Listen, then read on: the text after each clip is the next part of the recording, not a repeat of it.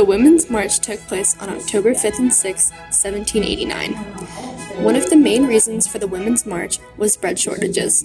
The high prices of bread infuriated the women who rely on it to make money and feed their families. The women were usually tasked with responsibilities of preparing food and such, but due to the immense food shortages, this made their jobs extremely difficult. On October 5th, a young woman started beating a drum near a market in eastern Paris. Eventually, more women gathered and started marching to Versailles. At first, they only demanded bread, but later demanded weapons. Over 7,000 women marched to the palace to seek revenge on Marie Antoinette. The next day, October 6th, the group of women discovered that an entrance to the palace was unguarded. They rushed into the palace and killed the guards. 2 of those guards were decapitated. The group then put 2 heads on pikes. When Marie Antoinette heard of the raid, she advanced towards the king's chambers. When the women realized they were no longer able to kill Marie, they stormed her bedroom and started destroying its unique furniture. The march to the palace pressured Louis, causing him to agree to go to Paris. The people were surprisingly satisfied with the king's actions of going to Paris and even cheered his name. But when Marie exited the palace, she was booed, and all around was looked down upon. Soon after, one of the guards knelt by her and offered to kiss her hand as a sign of respect.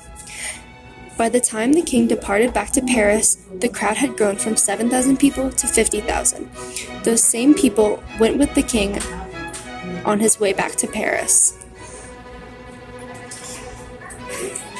The march took 6 hours, and a few people even brought cannons with them. The march changed the course of the revolution. With the courts now in Paris, they had a much harder time calling for reformers. The first constitution was passed within 2 years.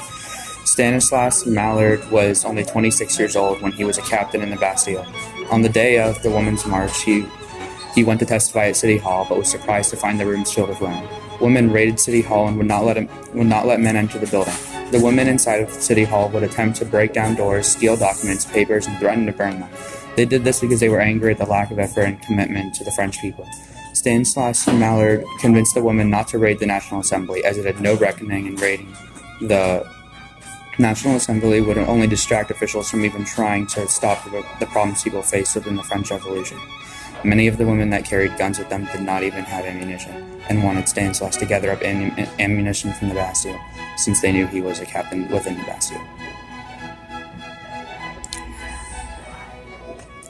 After the storming of the Palace of Versailles, some women left and went home because they thought they had fixed the problem, but majority of the women stayed with it until the very end.